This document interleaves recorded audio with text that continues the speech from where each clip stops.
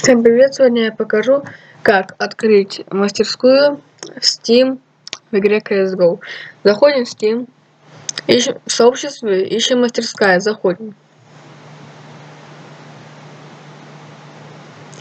В мастерской ищем, где найти игру.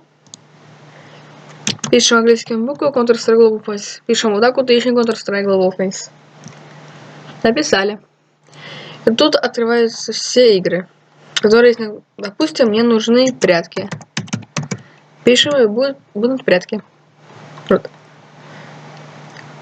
Чтобы на них играть, мы нажимаем на них. И вот в подписках. Нажимаем вот так вот, и мы на них подписаны. Спасибо за просмотр. Всем пока.